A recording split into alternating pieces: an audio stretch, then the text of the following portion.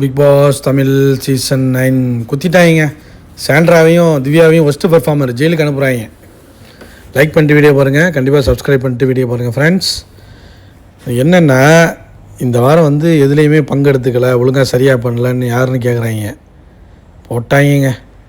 கெமி Sandra, பாரு ரம்யா அடிச்சிருச்சு, வியானா வந்து வினோத், அது எப்போதுமே அடிக்கும். சபரி வந்து சாண்ட்ரா, அரோரா சாண்ட்ரா.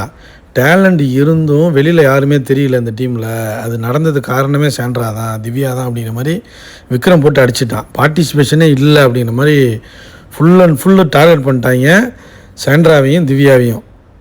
மரணாட்டி அப்புறம் கனி, எனக்கு வந்து ஒஸ்ட்டு டீம்னு பேட்ச் வாங்குறதுக்கு காரணமே சாண்ட்ரா தான். அந்த நிலைமைக்கு கொண்டு வந்ததே சாண்ட்ரா தான். அதனால தான் நான் சாண்ட்ராவை குத்துறேன்னு அது ஒரு பக்கம் அடிச்சிருச்சு. அமித் சும்மாவே கோவத்தில் இருந்தார், அவர் பங்குக்கு சாண்ட்ரா திவ்யா. திவ்யா யாரை சொல்லுதுன்னா கனியக்காவான், கனியை போட்டுருச்சு. வினோத் ரம்யா, என்ன கோவத்தில் இருந்தான்னு தெரியல, ரம்யாவை போட்டான். சாண்ட்ரா போய் திவ்யாவுங்க. அதாவது இதுலையாச்சும் நான் நல்லவன்னு காட்டணுங்கிறதுக்காக சாண்ட்ரா வந்து திவ்யாவை சொல்லுது. எஃப்ஜே சிகரெட் அடிக்க வரல போல், சிகரெட் அடிப்பாங்கள போய் ஏதோ அவங்களுக்குள்ள ஒரு பிரச்சனை ஆயிடுச்சு போல்.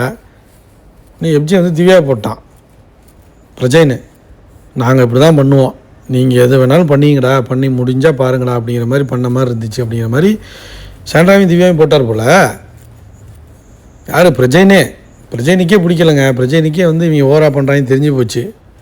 ஸோ ஃபஸ்ட்டு டீம் பேட்ச் வேறு வச்சுருக்காங்கல்ல, ஸோ அதில் என்னாச்சுன்னு தெரில, தெரிஞ்சு போச்சு அவருக்கு. ஆஹா, இந்த வாரம் நம்ம குடும்பத்துக்கு தான் வச்சு செய்ய போகிறாங்க விஜய் சேதுபதி எல்லாம், ஸோ ரெடி ஆகிப்போம் அப்படிங்கிற மாதிரி இவர் சேஃபாக ஒரு ப்ளே பண்ணிட்டார். அதான் சொல்கிறேன்லங்க, பிரஜைன் சாண்ட்ரா 2 பேரில் ஒரு ஆள் வெளில போனால் தான் கேம் உருப்பிடும், இல்லைனா உருப்புறது கஷ்டம். கடைசியில் வந்து சாண்ட்ராவும் திவ்யாவும் தான் ஃபஸ்ட்டு பர்ஃபார்மர்னு நினைக்கிறேன். ஏன்னா ரம்யாவும் அதிக ஓட்டு இருக்குது, ஸோ திவ்யாவும் இருக்குது. சாண்ட்ரா திவ்யா தான் ஃபஸ்ட்டு பர்ஃபார்மராக இருக்க வாய்ப்பு இருக்குது. அடுத்து ப்ரோமோவில் எப்படியும் வந்து ஜெயிலில் தூக்கி போட்டுருவாங்க போல்.